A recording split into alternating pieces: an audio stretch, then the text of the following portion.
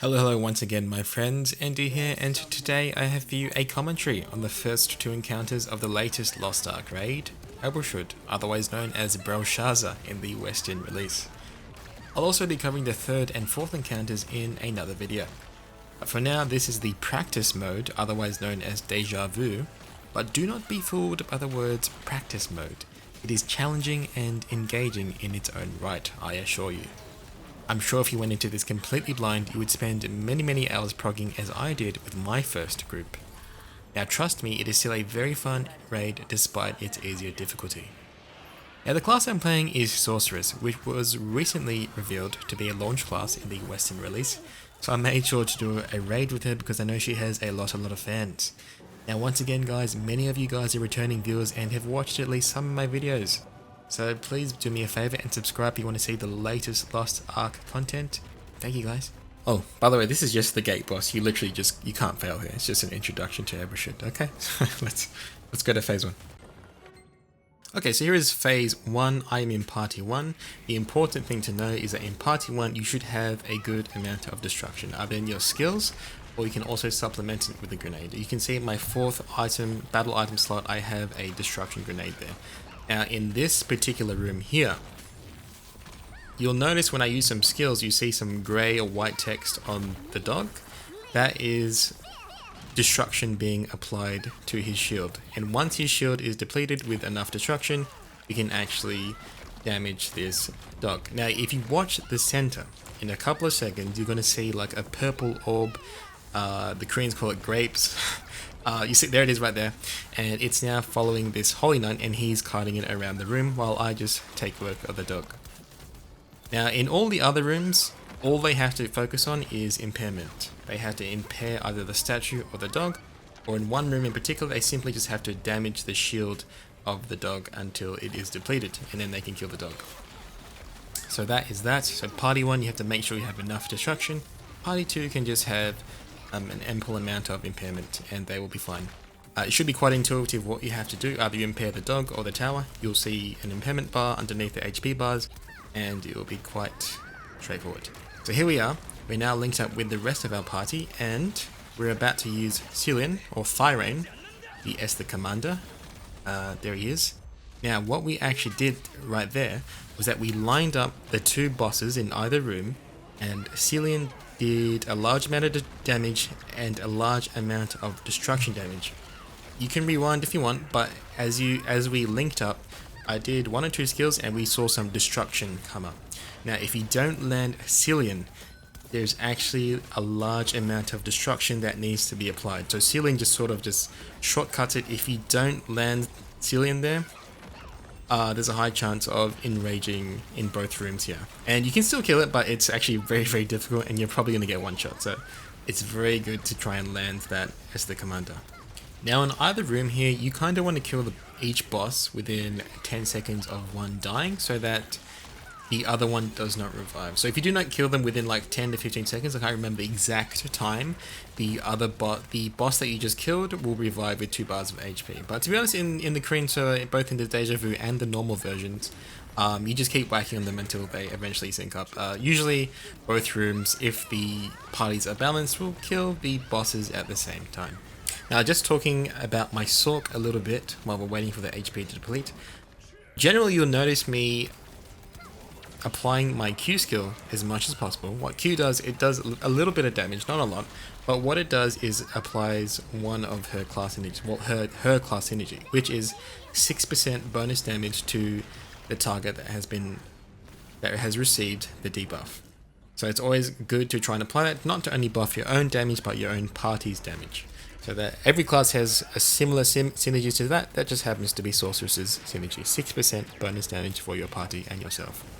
So there you go, we see once the boss has been killed at the same time, they link up together, DBZ fusion style, and we get a new set of mechanics.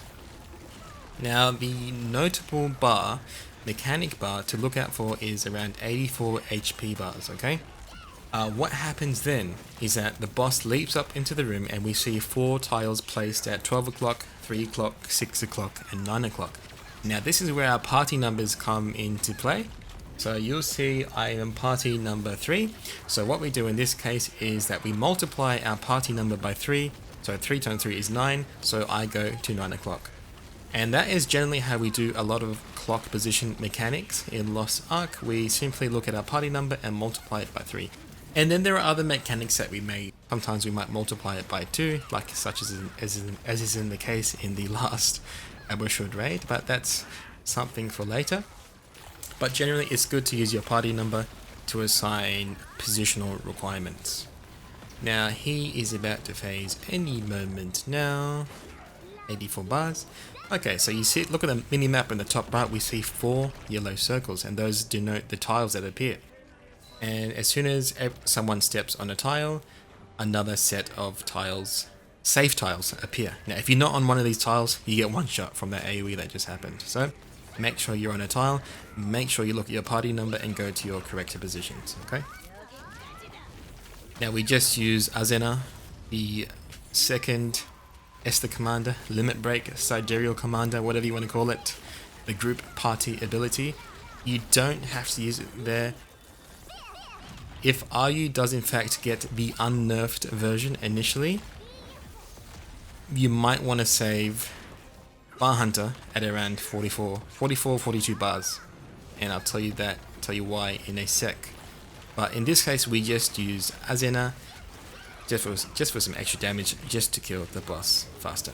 At 42 bars, the boss is going to fly up into the air and he's going to slam dunk in the middle at the center. And this is the counter phase. Now someone has to land the initial counter. If you miss any counters, there is massive raid-wide damage, and that's why you may want to save Bahuntur for the 44 bar mechanic. The boss will be facing around 3 o'clock, 4 o'clock, right about now. And someone has to land this counter. Okay? And every time someone lands a counter, all of your cooldowns are reduced, and you can counter them again and again and again. I think it happens 5 times. After the 5th time, you can start DPSing again. Now, initially what happened was, before the nerfs, was that whenever you countered, you were silenced for the remainder of the mechanics. So if you counted once, you could not counter again, and you couldn't cleanse it either. So a strategy that you can apply if RU or JP gets the unnerfed version is to split party 1 left side, party 2 right side, and you counter in order of party number. So party 1, 2, 3, 4. If you're number 1, you counter first. If you're number 1 on the left side, you counter first. If you're number 2 on the left side, you counter second. You don't try and go to the right side. You only try and counter if the boss faces your side. But anyway, it's possible that future regions and a.k.a. JP RU will get the unnerfed version, so in that case you can just counter at will. Anyway, after that mechanic, it's just a home run after that. There's one new mechanic, see these like purple tiles? Don't stand in those. Those will basically one-shot you. But other than that, it's an easy kill. And there it is. Now I won't really clip any specific mechanics. If you want to try and learn the patterns, you can do that and rewind at your own free will. And there it is. There is the kill for phase 1. And I just wanted to show you this little passage because it's very cool. It's very, very cool.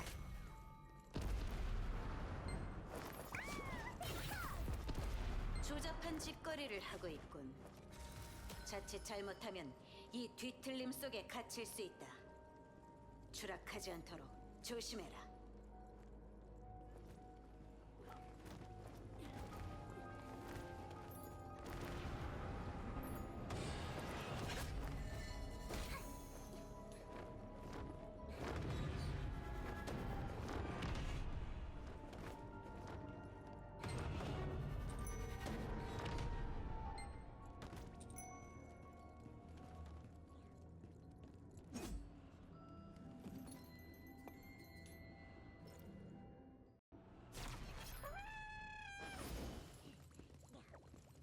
Okay, so here's phase 2.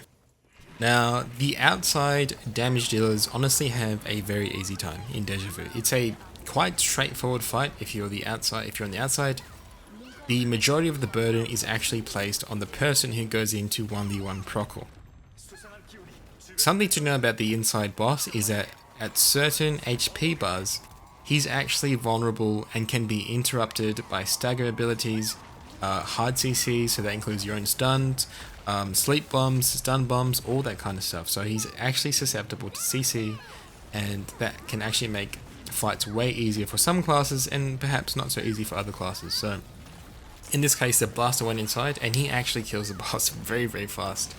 It was actually a very fast kill. But we'll talk about the outside for now. So for now, we get these AoEs at our feet. Make sure you place them on the outside. You can watch your debuff ticking down and to know when it's going to land at your feet. And you actually want to make sure you avoid his AoEs in front of his mouth because they will completely drain your mana. So don't get hit by that breath that you just saw, and don't get hit by his laser beam. Now of course you want to deal with these ads that spawn and pop around.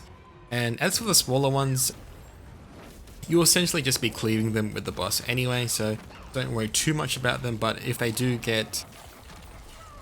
start to overwhelm you, make sure you do try and take care of them. But honestly, in the Dejavu mode, it shouldn't be a big deal. And there's the laser beam. Quickly dodged that. I love Sork's movement. She's got such a nice identity mode.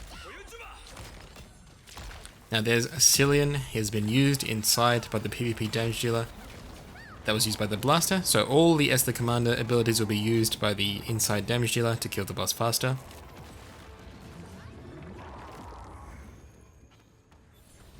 Okay, here is the 3 orb mechanic and the diamond mechanic. So we all just got the yellow orbs and then we all converged at once onto that diamond. Now it isn't necessary to do in the Dejavu mode, but it is good practice for the normal and the hard mode versions of this fight. Now for this mechanic, I actually got caught out of position quite badly there, but we recovered anyway. So I got a red AoE at my feet, someone else got a blue AoE at their feet. And it's important that if you don't have these AoEs that you get an orb. If you get an orb, you get a color above your head. Simply stand in the corresponding circle with the color that you received from the orbs. If you get 2 orbs, you die, so do not get 2 orbs. If you have an AoE at your feet, do not get an orb, you die. And if you don't get any orb, you also die. So make sure you get the correct amount of orbs, whether it be 1 or none. Now here's the impairment phase. It's quite straightforward. Impair the boss. Now we get these 3 orbs. There's a black orb there. Whoever has the target above their head, you can see that summon at the top right, he's got a target above his head. He has to stand behind the orb. And as soon as the target above his head disappears, you can jump away. But before then, you have to stand in line with that black orb. If you get hit by that laser, you die. If the black orb doesn't get hit, everyone dies. So far it's a very straightforward fight. We actually saw 3 mechanics very fast. That means the inside damage dealer is actually doing very, very well. He's doing a lot of damage. The fight has progressed quite fast. And it's something to know is that every time we deplete the boss's bar outside to 0 HP, the boss inside takes 10% additional damage. So the more damage outside corresponds to more damage inside. Now coming up here, there's the imprisonment mechanic. Sometimes you'll just have to free your teammates using multi-hit skills. Damage won't affect how fast they're freed. You have to use multi-hit skills. Always be sure to clear ads. Now coming up here, at 12, 3, 6 and 9, 12 o'clock, there are these red spheres. Now I actually die here because I'm bad. But you'll see above the red spheres there are these green circles, green orbs. Now these green orbs tell you how many safe spots remain within those red orbs. So people will jump inside those red orbs. If you don't, you die. In Dejavu there's a lot of safe spots, so it shouldn't matter where you go. But in normal mode it's very important that you ping the orb that has 3 green orbs. Now at long last we see the perspective of the blaster. He's been doing this the whole time while we were fighting the skull outside. He has been 1v1ing this boss. Now at certain HP bars, he's actually immune to CC, but as you just saw, the blaster actually hard CC'd him with his stun skill. And he's actually been killing this boss very, very fast. It's actually the fastest I've ever seen it being killed. And I think he's a very good blaster. But he's about to one-shot this, own zone this boss. So that is that. I will show you a full run of this with my Lance Master recorded early on. But there you go, he kills the boss, then he gets teleported outside. When we kill the skull outside, the fight is done. Oh, this is the mechanic here. This is another mechanic. You stand in these yellow circles. You may see this occasionally. That is the end of phase 2, and as you can see, I just got a nice little currency there. That currency is exchanged for some very nice materials that you can share across your account. So there it is, that is the end of phase 2. Once again guys, thank you for watching. I hope you found this helpful. I hope you enjoyed. Please leave a like or subscribe even, and let me know what you thought of this video. I appreciate all and any feedback, negative, positive, whatever, constructive. Thank you guys. Coming up, we'll have the 1v1 demonstration. So here we are at the start of the fight, about to go inside. When you impair the boss, after a couple of seconds, a yellow tether will appear. Now I happen to get the tether straight away this time, but if someone else gets it, they simply just run out and then you try and cut the tether, so you are now linked to the boss. So here we are now inside, and if I have to give you one tip, just one tip, is just to always keep moving. This boss has got a very generous enrage timer. I've actually killed the boss on eye level with a 1490 weapon, in normal mode, even with spirit absorption, okay? Spirit absorption is like an int, sort of an int engraving where you do Z DPS with that engraving. But I've even soloed him on my warlord without hitting in range. In fact, there was like a lot of, like at least 5 to 7 minutes left of the enrage timer, and I'll definitely come with a video for that one. But for now, we have the Dejavu version. Now the Dejavu version is very, very generous, very simple. Just keep moving. Like I said, if I could change one thing from my setup, I could probably change out the 4th potion for a dark bomb. That will just allow you to simply progress faster the HP bars where he has super armor and you cannot stagger him. So some important HP bars to keep note of is 120, which is when he loses his super armor, so he's now susceptible to CC. And again at 80 he gains back his super armor, so you can no longer CC him. And then around at 40 he loses his super armor once again, so you can start staggering him. But as for now, we are sort of just whittling away down his HP. Now I happen to have this recorded in 21.9, so we can't see it, but the Esther gauge should almost be full, and I actually recommend just using Azenna. It's just far easier to hit, but if you think you're a Chad, you can try and land Syllian with some practice, but that's completely up to you. So I use Azenna here, and I use my ulti, trying to get him down to 125 buzz so we can make him immune to CC. After a few seconds, we'll see him stagger. There he is, bang bang. He lost his super armor, so now he is immune to stagger. So this is where high stagger classes and classes with good high CC, low cooldown, hard CC skills becomes very useful. And like I said, you can actually use your sleep grenade. That's why I have a sleep grenade, some chunky potions, a time stop for whenever I get caught out. In a normal mode, it's actually very important that you have some time stops. There are a lot of one-shot mechanics, especially that one. The one where he spawns a bunch of clones, and then if you get hit by his charge, you get stunned, and I actually do get hit by that later on, so we'll see that. Oh, very important that you don't get hit by those red AoEs. They give you stacks of bleed, and they hurt very, very much. Something else to note, every time you get hit by one of Prochl's mechanics, you get a stack of vulnerability. Now in Dejavu, we don't have any stacks. I think we just have this one stack here. But in normal mode and hard mode, the stacks get quite lethal, and eventually you have to exit. Every time the boss outside is depleted to 0 HP, you can exit the room and reset your stacks. And then you can go back in. In the normal mode, you can only go back in a total of 3 times. So the initial time and then additional 2 times. If you die on the 3rd time or you exit once more, it's a wipe. This mechanic here is what I'm talking about. You definitely want to try and time stop that if you think you can't dodge it. Now in the normal mode, that actually becomes quite a bit more complex. I think he does like an extra charge, so you can actually get caught out by that quite easily. For this blue one, just keep moving. Oh, and like I said, when the boss outside gets depleted to 0, he gets knocked down for a few seconds, and he gets another stack of a debuff. If you look at the top under his HP bar, he's got 2 stacks of a debuff, and that essentially says 10% extra damage taken for every stack. So right now he's taking an additional 20% damage.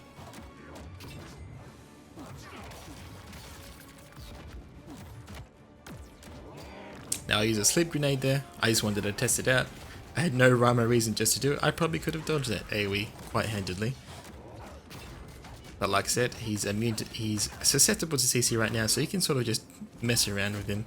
And you can start to see how some classes like Gunslinger and Devil Hunter could really knock Procol around. Okay, so he just regained his super armor back at 80 bars of HP. So now we sort of have to play a bit safer again because we can't stagger him. We can't chain stagger or hard CC him. And this is where a Dark Bomb would come in handy to sort of just get past this hump a lot faster.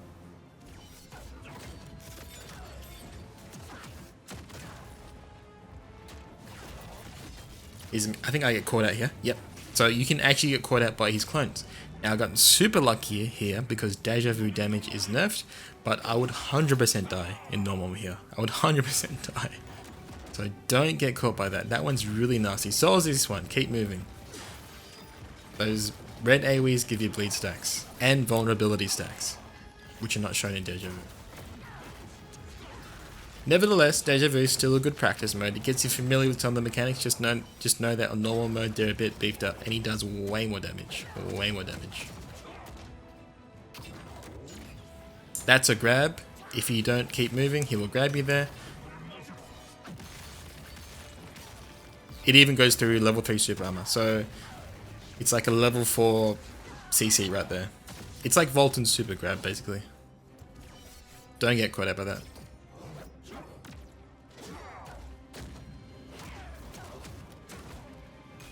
So right about now he gets staggered or knocked down because the boss outside was killed once again. And so I take this moment to call out Syllian, do big damage, a bit risky. Honestly I recommend Azenna, but if you can land Syllian, go and do it. And at 40 bars he is now once more susceptible to CC.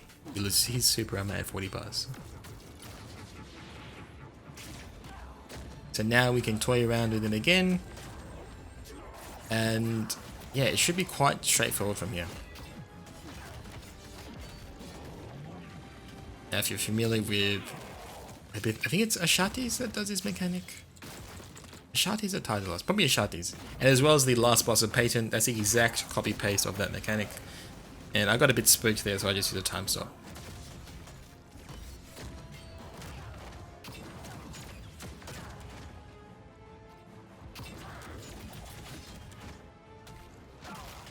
And there's the grab. Even a Warlord's ultimate can't make you immune to that. I get a bit desperate here, I just ulti him. Just want to finish it fast. I think it was like one of the first times I ever cleared him, so I just wanted to get it done over with. I was a bit excited.